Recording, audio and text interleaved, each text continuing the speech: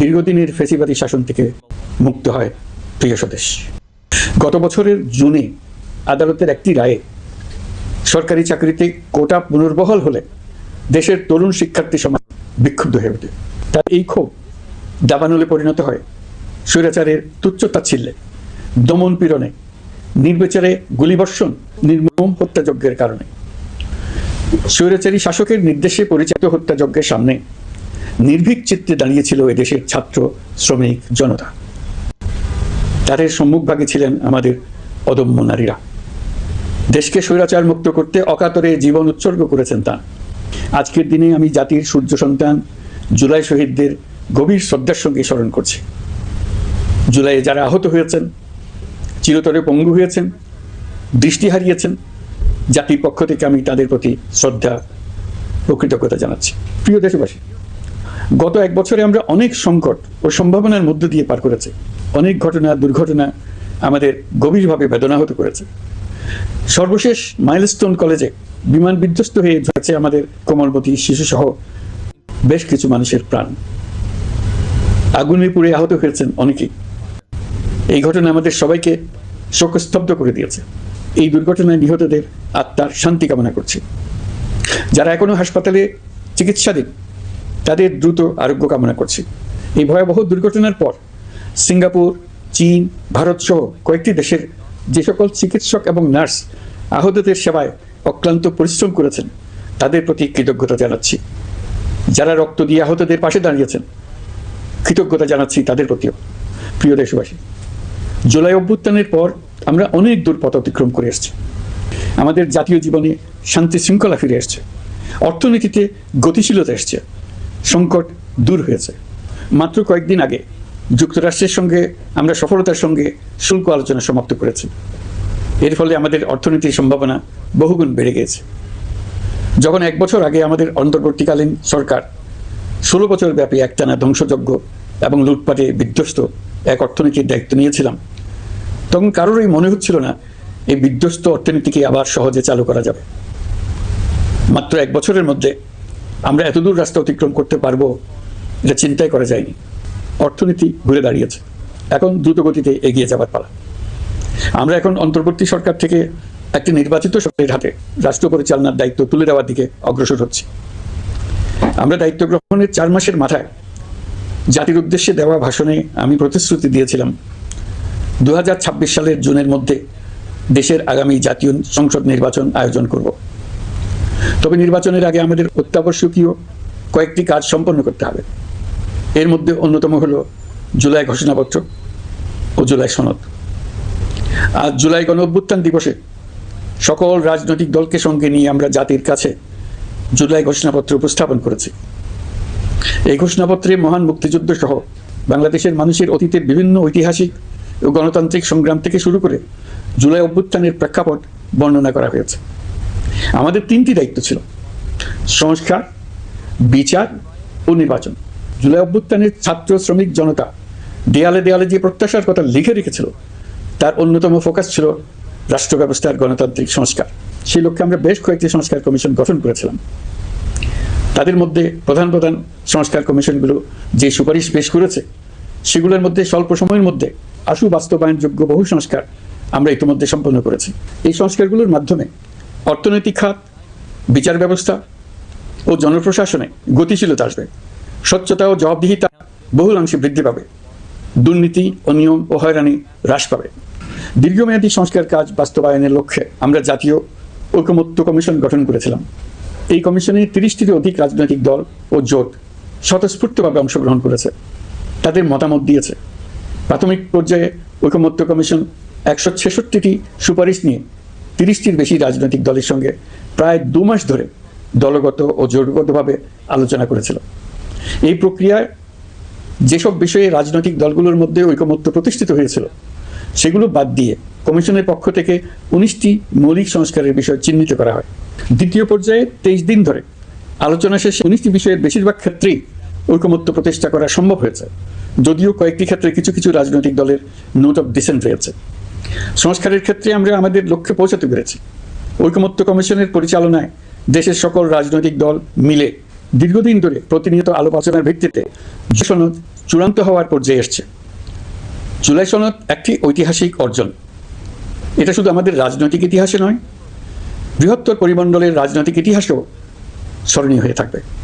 দলিল তো স্মরণীয় হয়ে থাকবেই, এটা রচনার প্রক্রিয়াও স্মরণীয় হয়ে থাকবে। এই দলিল প্রণয়নের জন্য আমি সকল রাজনৈতিক দলের নেতৃবৃন্দকে এবং ঐকমত্য কমিশনের সদস্যবৃন্দকে, বিশেষ করে এই উদ্যোগের নেতৃত্ব দানকারী প্রফেসর আলী রিয়াজকে জাতির পক্ষ থেকে অশেষ কৃতজ্ঞতা ও ধন্যবাদ জানাচ্ছি। রাজনৈতিক দলের প্রতিনিধিরা অত্যন্ত সৌহার্দ্যপূর্ণ পরিবেশে আলোচনায় অংশ নিয়েছেন। মতপার্থক্য থাকা সত্ত্বেও সকল রাজনৈতিক দলের মধ্যে ঐকমত্য তৈরির চেষ্টা ছিল। আমরা আশা করছি এই ঐকমত্যের ভিত্তিতে অচিরেই রাজনৈতিক দলগুলি জুলাই সনদে স্বাক্ষর করবে এবং এর বাস্তবায়নেও ঐকমত্যে পৌঁছাবে। জুলাই সনদ বাংলাদেশে সুষ্ঠুভাবে ক্ষমতা হস্তান্তর, জবাবদিহিমূলক রাষ্ট্রীয় প্রতিষ্ঠানগুলোর স্বাধীনতা ও সক্ষমতা, নাগরিক অধিকারের সত্যিকারের বাস্তবায়ন, রাষ্ট্রীয় সম্পদ ও সামর্থ্যের ব্যবস্থাপনা নিশ্চিত করবে। আমাদেরকে নিশ্চিত করতে হবে ভবিষ্যতের কোনো সরকারই যেন আর ফেসিস্ট হয়ে উঠতে না পারে। রাষ্ট্রকে এমনভাবে মেরামত করতে হবে যাতে কখনো কোথাও ফেসিবাদের লক্ষণ পাওয়া গেলেই সেটিকে যেন তাৎক্ষণিকভাবে সেখানেই নির্মূল করা যায়, আর যেন 16 বছরের জন্য অপেক্ষা করতে না হয়, বহু মানুষকে প্রাণ দিতে না হয়, আমাদের যেন আরেকটি গণঅভ্যুত্থানের প্রয়োজন না হয়। জুলাই আগস্টের মানবতা বিরোধী অপরাধ মামলায় বিচার কাজ দৃঢ়ভাবে এগিয়ে চলেছে। বিচারের আনুষ্ঠানিক শুনানি পর্বও শুরু হয়েছে। ইতিহাসের নির্মম হত্যাযজ্ঞে যারা জড়িত তাদের বিচার এদেশের মাটিতে হবেই। বিচার প্রক্রিয়া ও এর ফলাফল ক্রমান্বয়ে মানুষের কাছে প্রকাশিত হতে থাকবে। বিচারের পুরো প্রক্রিয়া দেশবাসীর কাছে স্বচ্ছ ও দৃশ্যমান রাখা হচ্ছে। এবার আমাদের সর্বশেষ দায়িত্ব পালনের পালা, নির্বাচন অনুষ্ঠান। আজ এই মহান দিবসে আপনাদের সামনে এই বক্তব্য রাখার পর থেকেই আমরা আমাদের সর্বশেষ এবং সবচাইতে গুরুত্বপূর্ণ অধ্যায়ে প্রবেশ করব। আমরা এবার একটা নির্বাচিত সরকারের কাছে দায়িত্ব হস্তান্তরের প্রক্রিয়া শুরু করব। অন্তর্বর্তী সরকারের পক্ষ থেকে আমি প্রধান নির্বাচন কমিশনারের কাছে চিঠি পাঠাবো যেন নির্বাচন কমিশন আগামী রমজানের আগে 2026 সালের ফেব্রুয়ারি মাসে জাতীয় নির্বাচন অনুষ্ঠানের আয়োজন করেন। আপনারা সকলেই দোয়া করবেন যেন সুন্দরভাবে নির্বাচন অনুষ্ঠান করে এদেশের সকল নাগরিক একটি নতুন বাংলাদেশ গড়ার কাজে সফলভাবে এগিয়ে যেতে পারে। আমরা সরকারের পক্ষ থেকে এই নির্বাচন যাতে সুষ্ঠু, শান্তিপূর্ণ এবং উৎসবমুখরভাবে সম্পন্ন করা যায় সেজন্য সকল প্রকার সাহায্য সহযোগিতা প্রদান করব। এবারের নির্বাচন যেন আনন্দ উৎসবের দিক থেকে, শান্তি শৃঙ্খলার দিক থেকে, ভোটার উপস্থিতির দিক থেকে, সৌহার্দ্য ও আন্তরিকতার দিক থেকে দেশের ইতিহাসে স্মরণীয় হয়ে থাকে।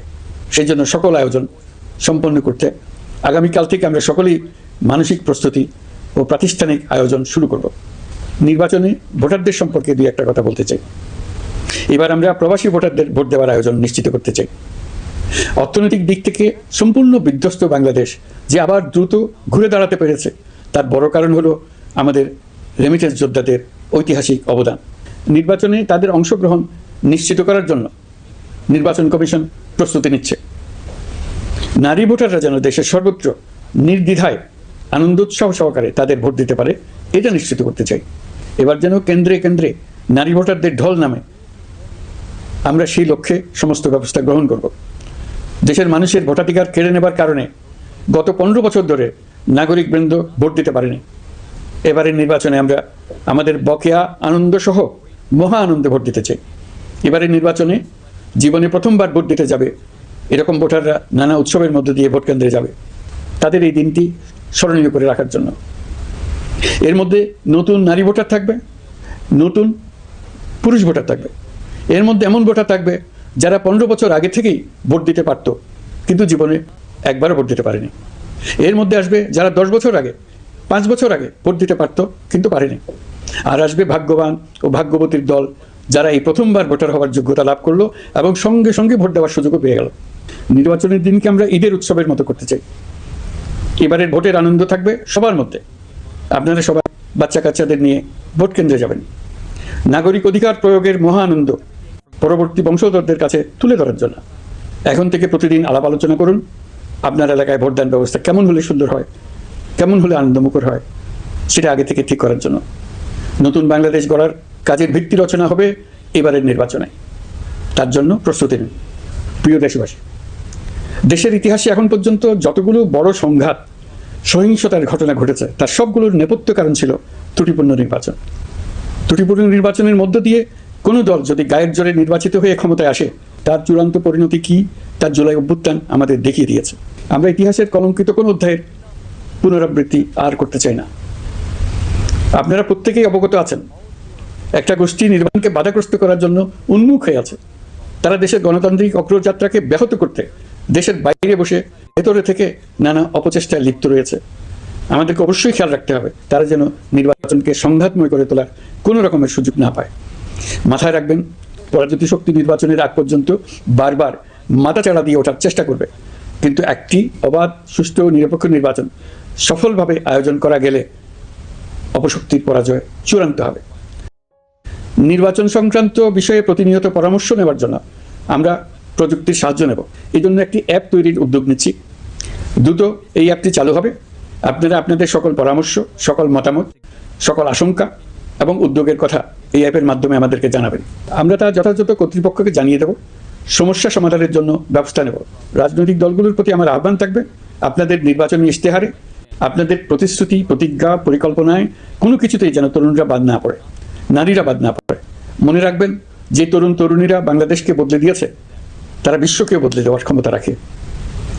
আপনার দল থেকে তাদেরকে সেই সুযোগ দেওয়ার উদ্যোগ নেন। আগামী নির্বাচনে সবাই নিরাপদে যার যার পছন্দের প্রার্থীকে ভোট দেবে, এটা নিয়ে কারো কোনো আপত্তির সুযোগ রাখা যাবে না। আমরা সবাই সবার পছন্দের প্রতি সম্মান দেখাবো, এটাই হোক আমাদের প্রতিজ্ঞা। প্রিয় দেশবাসী, আপনারা জানেন, সরকার দায়িত্ব গ্রহণের পরপরই দেশের দক্ষিণ ও উত্তরাঞ্চলে যে ভয়াবহ বন্যা পরিস্থিতি তৈরি হয়েছিল, তা ফসল উৎপাদনে ব্যাপক ক্ষতি সাধন করেছে। এর ফলে নিত্য প্রয়োজনীয় পণ্যের মূল্যবৃদ্ধির আশঙ্কা হয়েছে। তবে সংশ্লিষ্ট প্রতিষ্ঠান ও কর্তৃপক্ষের যথাযথ পদক্ষেপ, নজরদারি ও মধ্যস্বত্বভোগীদের দৌরাত্ম্য কমানোর ফলে এটি এড়ানো গেছে। বিশেষ করে এবছরের পবিত্র মাহে রমজান মাস থেকে শুরু করে এখন পর্যন্ত বাজার পরিস্থিতি স্থিতিশীল রয়েছে। মূল্যস্ফীতির নিয়ন্ত্রণ ছিল আমাদের জন্য সবচেয়ে বড় চ্যালেঞ্জ। ভঙ্গুর অর্থনীতি ও বন্যার কারণে খাদ্য মূল্যস্ফীতি হয়েছিল প্রায় 14%। এখন সেটা অর্ধেকে নেমে এসছে।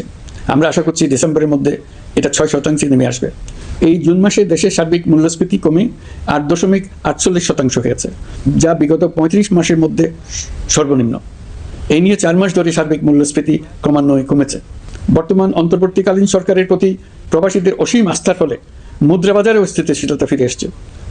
গত অর্থ বছরে ব্যাংকিং চ্যানেলে রেকর্ড $3033 কোটি প্রবাসী আয় দেশে এসছে। রপ্তানি আয়ে প্রায় 9% প্রবৃদ্ধি হয়েছে। এর ফলে টাকা শক্তিশালী হয়েছে। অনেক বছর পর ডলারের বিপরীতে টাকার মান বাড়ছে। গত 11 মাসে বৈদেশিক পাওনাদারদের পাওনা সুদ ও আসল বাবদ $4 বিলিয়ন অর্থাৎ $400 কোটি অর্থ পরিশোধ করা হয়েছে, যা এই যাবৎকালের সর্বোচ্চ। আগের বকেয়া আদায় পরিশোধের পরও বৈদেশিক মুদ্রার রিজার্ভ বাড়ছে। আগামীতে এই ধারা বজায় থাকবে বলে আমরা আশা করি। বিদেশি বিনিয়োগ বৃদ্ধিতে বিভিন্ন উদ্যোগ নেওয়ার ফলে এই বছরের প্রথম 3 মাসে বিদেশি বিনিয়োগ এসছে 10.5 কোটি টাকা। গত বছরের একই সময়ের তুলনায় এটা দ্বিগুণেরও বেশি।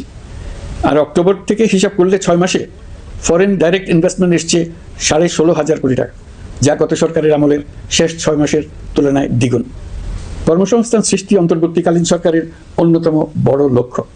সম্প্রতি হংকং ভিত্তিক শিল্পগোষ্ঠী হান্ডা বাংলাদেশের বস্ত্র ও তৈরি পোশাক খাতে $250 মিলিয়ন বিনিয়োগের প্রতিশ্রুতি নিয়ে এসছে, যা এই খাতে চীনা কোনো কোম্পানির একক সর্বোচ্চ বিনিয়োগ।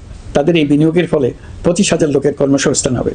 আমরা দৃঢ়ভাবে বিশ্বাস করি, হান্ডার এই বিনিয়োগ আরও চীনা কোম্পানিকে এই দেশে বিনিয়োগের জন্য উৎসাহিত করবে। এর মাধ্যমে আমাদের তরুণ তরুণীদের কর্মসংস্থানের পথ খুলবে।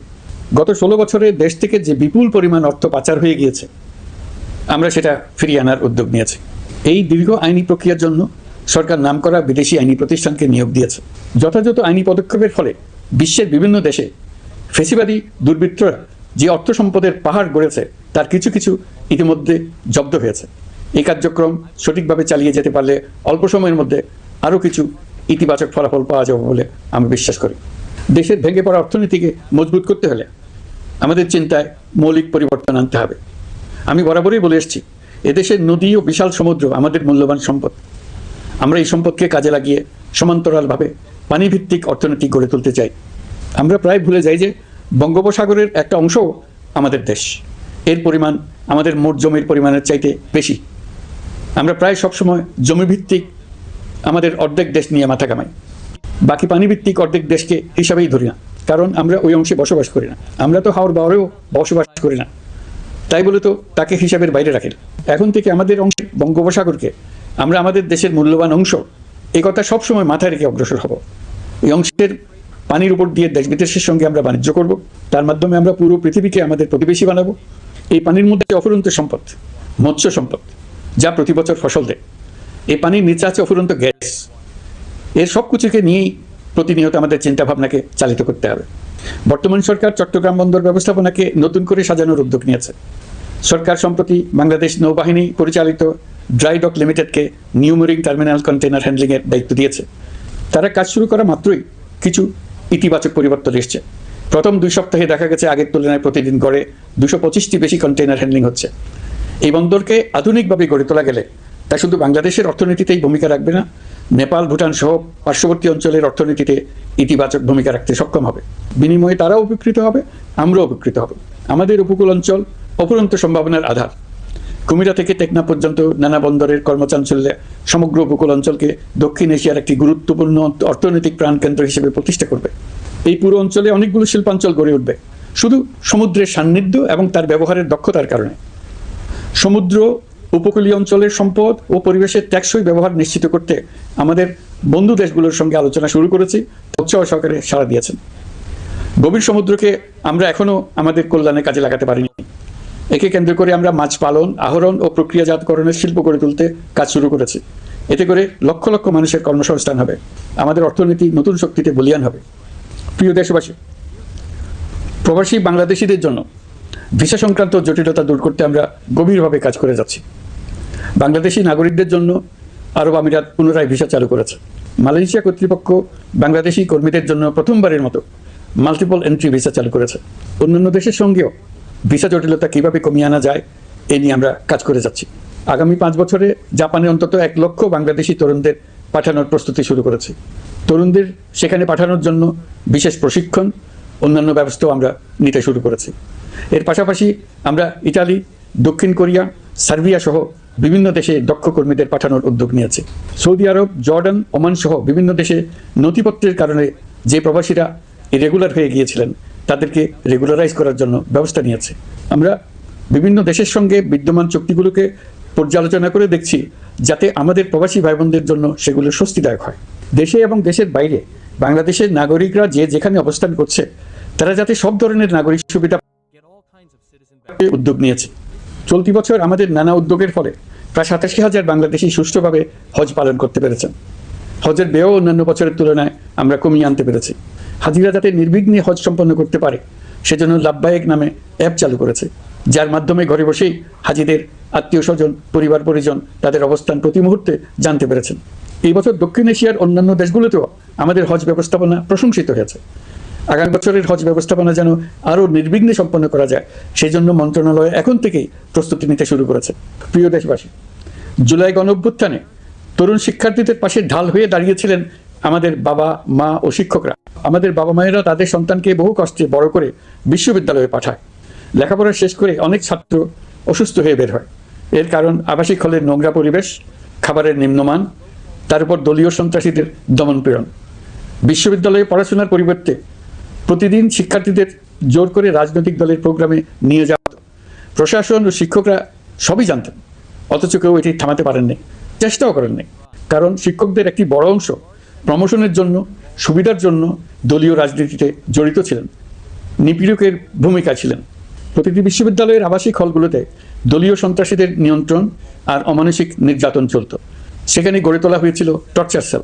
অন্তর্বর্তী সরকার প্রতিশ্রুতিবদ্ধ যে আমরা আর কখনো শিক্ষা প্রতিষ্ঠানগুলোকে এমন কোনো রাজনীতি দ্বারা কলুষিত হতে দেব না যা পড়াশোনার পরিবেশ নষ্ট করে, তরুণদের জীবন ধ্বংস করে। বাবা মায়েদের যেন সন্তানকে বিশ্ববিদ্যালয়ে পড়তে পাঠিয়ে আর কখনো শঙ্কায় থাকতে না হয়। বর্তমান সরকার দায়িত্ব গ্রহণের পরপরই শিক্ষা ব্যবস্থার উন্নতির জন্য ধারাবাহিকভাবে পরামর্শ কমিটির সঙ্গে বৈঠক করেছে, বিভিন্ন উদ্যোগ হাতে নিয়েছে। বিদ্যালয়গুলোতে শিক্ষার মান কীভাবে বাড়ানো যায় সে বিষয়ে বিভিন্ন উদ্যোগ নেওয়া হচ্ছে। সরকার কিছুদিন আগে সারা দেশের সরকারি প্রাথমিক বিদ্যালয়ের সব প্রধান শিক্ষকের বেতনের গ্রেড 1 ধাপ বাড়িয়ে 10ম গ্রেড করার সিদ্ধান্ত নিয়েছে। এটি একটি যুগান্তকারী সিদ্ধান্ত। প্রাথমিক বিদ্যালয়গুলিতে শূন্য পদে 6,500 প্রধান শিক্ষক নিয়োগের প্রক্রিয়া চলছে। প্রাথমিকের পড়াশোনার পদ্ধতিগত পরিবর্তনের দিকেও আমরা মনোযোগ দিচ্ছি। সব স্কুলে ইন্টারনেট সংযোগ ও মাল্টিমিডিয়া শ্রেণীকক্ষ তৈরির নির্দেশ দেওয়া হয়েছে। পার্বত্য চট্টগ্রামে কমপক্ষে 100টি স্কুলে এবছরের মধ্যেই ই লার্নিং চালু হবে। ঢাকা চট্টগ্রামের অভিজ্ঞ শিক্ষকরা প্রযুক্তির সহায়তায় এসব স্কুলে শিক্ষকতা করে সেখানকার শিক্ষক ঘাটতি পূরণ করবেন। যেসব এলাকায় বিদ্যুৎ ঘাটতি রয়েছে সেখানে সোলার প্যানেল বসিয়ে বিদ্যুতের ঘাটতি নিরসন এবং মোবাইল নেটওয়ার্ক ও স্টারলিং পরিষেবা ব্যবহার করে এই সংকট মোকাবেলা করা হচ্ছে। স্কুলগুলোতে মেয়েদের জন্য বিশেষ ব্যবস্থা গ্রহণ করে তাদের পড়াশোনার উপযোগী করে তোলা হচ্ছে। স্কুলের অবকাঠামোকে নারীবান্ধব করে তুলতে স্কুল ভবন নির্মাণের সময় কমিটিতে নারী স্থপতি রাখার নিয়ম করা হয়েছে। আমাদের লক্ষ্য হলো স্কুল ভবনের ডিজাইন থেকে শুরু করে পড়াশোনার পরিবেশ চিন্তাভাবনায় মেয়েদেরকে বিশেষভাবে গুরুত্ব দেওয়া, যাতে তারা ব্যক্তিগত নিরাপত্তা ও স্বাস্থ্যের দিক থেকে স্বস্তিদায়ক পরিবেশে পড়াশোনা করতে পারে। প্রিয় দেশবাসী, জুলাই গণঅভ্যুত্থানে শহীদ ও আহত যোদ্ধাদের জন্য আমরা নিরলসভাবে কাজ করে যাচ্ছি। এখন পর্যন্ত 775টি শহীদ পরিবারকে প্রায় 100 কোটি টাকার সঞ্চয়পত্র ও মাসিক ভাতা বাবদ ব্যাংক চেক দেওয়া হয়েছে। অবশিষ্ট যারা আছেন তাদেরও কয়েকটি আইনগত বিষয় নিষ্পত্তি সাপেক্ষে সঞ্চয়পত্র দেওয়ার প্রক্রিয়া চলছে। এর পাশাপাশি আহত 13,800 জন জুলাই যোদ্ধাকে 3টি ক্যাটাগরিতে নগদ টাকা ও চেক বাবদ 153 কোটি 4 লাখ টাকা প্রদান করা হয়েছে। 78 জন অতি গুরুতর আহত জুলাই যোদ্ধাকে সিঙ্গাপুর, থাইল্যান্ড, তুরস্ক এবং রাশিয়ার উন্নত চিকিৎসার জন্য পাঠানো হয়েছে এবং চিকিৎসা ব্যয় বাবদ এ পর্যন্ত প্রায় 100 কোটি টাকা ব্যয় হয়েছে। আহতদের পুনর্বাসনের জন্য সরকারের সবকটি মন্ত্রণালয়ের সম্মিলিত প্রচেষ্টায় বিভিন্ন ধরনের উদ্যোগ নেওয়া হচ্ছে। ফ্যাসিবাদী সরকারের আমলে দেশের শহরে বন্দরে হাজারো প্রতিষ্ঠান, সড়ক, সেতু, সেনানিবাস, যুদ্ধজাহাজ, স্কুল, কলেজ, বিশ্ববিদ্যালয়ের নাম পরিবর্তন করে স্বৈরাচার তার নিজের এবং নিজের পরিবারের সদস্যদের নামে চালু করেছিল। আমরা সব নাম পরিবর্তন করে আগের নাম বা মানানসই নাম করে দিয়েছি। প্রিয় দেশবাসী, অন্তর্বর্তীকালীন সরকার এমন এক অবস্থায় দেশের দায়িত্বভার গ্রহণ করেছিল যখন প্রতিটি গণতান্ত্রিক প্রতিষ্ঠান, অফিস, আদালত বিধ্বস্ত অবস্থায় ছিল। আমাদের এবং প্রাথমিক কাজ ছিল প্রতিষ্ঠানগুলো সংস্কার এবং পুনর্নির্মাণে হাত দেওয়া, আইন শৃঙ্খলা বাহিনী পুনর্গঠন, অর্থনীতি পুনরুদ্ধার, আইন আদালত, নির্বাচন কমিশন সহ যাবতীয় গণতান্ত্রিক প্রতিষ্ঠানকে সচল করা এবং নাগরিকদের নিকট দায়বদ্ধ করে তোলা। রক্তাক্ত জুলাই ছিল স্বৈরাচারের বিরুদ্ধে তরুণদের পুঞ্জীবিত ক্ষোভের বহিঃপ্রকাশ। 16 বছর ধরে সরকারের স্বৈরাচারী আচরণের বিরোধিতা করে যতগুলো আন্দোলন হয়েছে প্রতিটিতেই দলীয় সন্ত্রাসীরা অস্ত্র হাতে আন্দোলনকারীদের আক্রমণ করেছে। প্রতিটি আন্দোলনকেই দমন করার জন্য দলীয় সন্ত্রাসীরা সর্বোচ্চ আঘাত করেছে, যেখানে আইন শৃঙ্খলা বাহিনীকেও অংশ নিতে নির্দেশ দেওয়া হয়েছে অথবা দাঁড়িয়ে দর্শকের ভূমিকায় থাকতে বলা হয়েছে। একটি স্বাধীন বিচার বিভাগের জন্য অন্তর্বর্তী সরকার সংস্কার কাজ হাতে নিয়েছে। বিচার বিভাগীয় সংস্কার কমিশনের প্রস্তাবনা অনুযায়ী সুপ্রিম কোর্ট বিচারক নিয়োগ সহ যে সকল কাজ এই সরকার স্বল্প সময়ের মধ্যে করে যেতে পারবে সে সকল কাজের অধিকাংশ ইতিমধ্যে সম্পন্ন করা হয়ে গেছে, বাকি কাজ চলমান রয়েছে। স্বৈরাচার আমলে দলীয় বাহিনীতে পরিণত হওয়া ভঙ্গুর আইনশৃঙ্খলা বাহিনীকে নতুন করে গড়ে তোলার জন্য আমরা সর্বোচ্চ ব্যবস্থা নিয়েছি। আইনশৃঙ্খলা বাহিনী দ্বারা কোনো মানবাধিকার লঙ্ঘন যাতে না ঘটে সেই জন্য পুলিশ সদর দপ্তরে একটি সেল কার্যকর করা হয়েছে, যেখানে মানবাধিকার সহ পুলিশ সদস্যদের মাধ্যমে সংগঠিত যে কোনো অপরাধের বিষয়ে অভিযোগ করা যায়।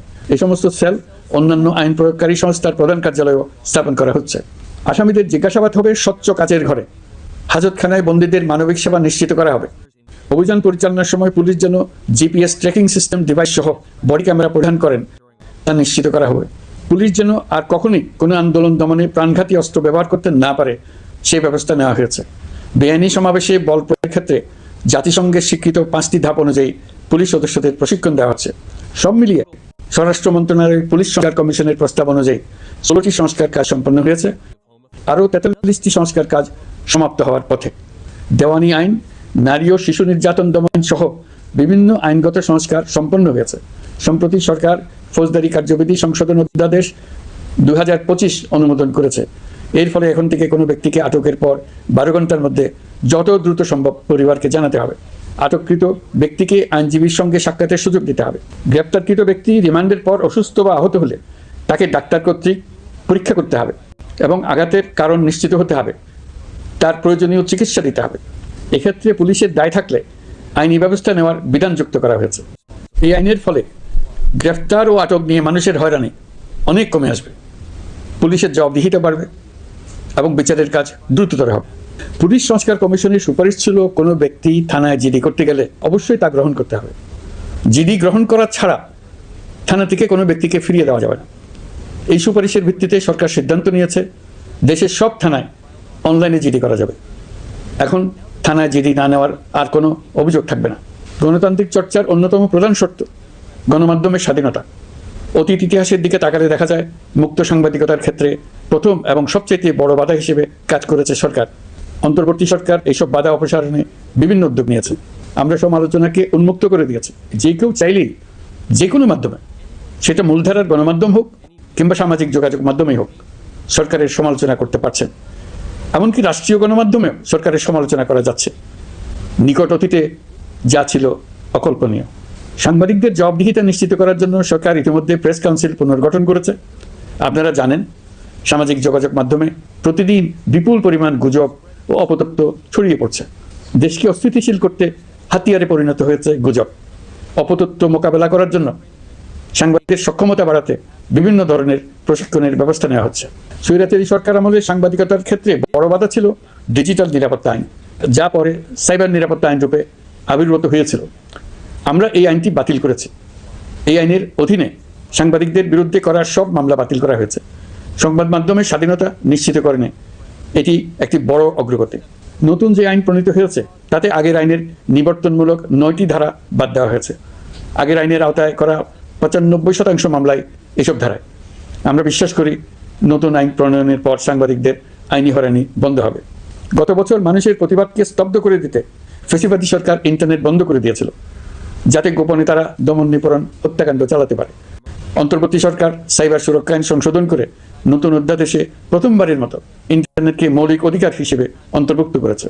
সম্প্রতি আন্তর্জাতিক bandwidth real time internet traffic পরিবহনে 4 টেরাবাইট সেকেন্ডের মাইলফলক অতিক্রম করেছে বাংলাদেশ সাবমেরিন কেবল স্পেসি। বাংলাদেশে ইন্টারনেট সেবার মান ভালো করতে সরকারের পক্ষ থেকে সর্বোচ্চ উদ্যোগ নেওয়া হয়েছে। প্রিয় দেশবাসী, আপনাদের আহ্বানে একটি ঐতিহাসিক সন্ধিক্ষণে আমরা দায়িত্বভার গ্রহণ করেছিলাম।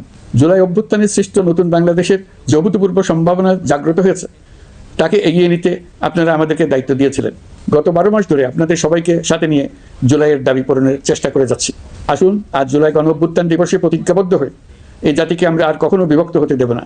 আমরা সকল নাগরিকের প্রতি মর্যাদাশীল থাকব, তিনি যেই পরিচয়েরই হন না কেন। আমরা দৈনন্দিন জীবনে নানা ঘাত প্রতিঘাতে সাময়িকভাবে যদি পথভ্রষ্ট হয়েও পড়ি, প্রতি বছর জুলাই আমাদেরকে নতুন করে ঐক্যবদ্ধ হতে শক্তি যোগাবে। জুলাই তরুণদের উসিলায় জাতির আত্ম আবিষ্কারের মাস, ভুলভ্রান্তি শুধরে নেবার মাস, গর্তে পড়ে যাওয়ার প্রবণতা থেকে নিজেদেরকে রক্ষা করার মাস। জুলাই গ্রামে গঞ্জে, সরকারি বেসরকারি স্কুল কলেজে, বিশ্ববিদ্যালয়ে, ফসলের মাঠে, ঘরে বাড়িতে কিশোর কিশোরী তরুণ তরুণীদের কাছ থেকে তাদের আকাঙ্ক্ষাগুলো জেনে নেওয়ার মাস। নির্বাচন আসছে। যদি আপনি আপনার নির্বাচনী এলাকা থেকে দূরে বসবাস করেন, তবে এখন থেকে নিয়মিত নির্বাচনী এলাকা পরিদর্শন করুন, যাতে সেরা ব্যক্তিকে নির্বাচিত করতে আপনি প্রস্তুত হতে পারেন। যাদের তাজা রক্তের বিনিময়ে আমরা আমাদের এই অতি মূল্যবান অধিকার ফিরে পেলাম, ভোটটা দেওয়ার আগ মুহূর্তে যেন তাদের চেহারা আমাদের চোখে ভেসে ওঠে। ফেব্রুয়ারি বেশি দূরে নয়। নির্বাচন নিয়ে প্রস্তুতি নিতে নিতেই ভোটের দিন এসে পড়বে। বহু বছর আমরা কেউ ভোট দিতে পারিনি। এবার আমরা সবাই ভোট দেব, কেউ বাদ যাবে না। সবাই যেন বলতে পারি, নতুন বাংলাদেশ গড়ার পথে দেশকে রওনা করার জন্য আমি আমার ভোটটা দিয়েছিলাম, আমার ভোটে দেশটা সে পথে রওনা হতে পেরেছিল। জুলাই গণ অভ্যুত্থান দিবসে সকল নাগরিকের কাছে আমার আহ্বান, আসুন নতুন বাংলাদেশ গড়ার প্রথম বড় পরীক্ষায় সফলভাবে উত্তীর্ণ হই। মহান আল্লাহ আমাদের সহায় হন।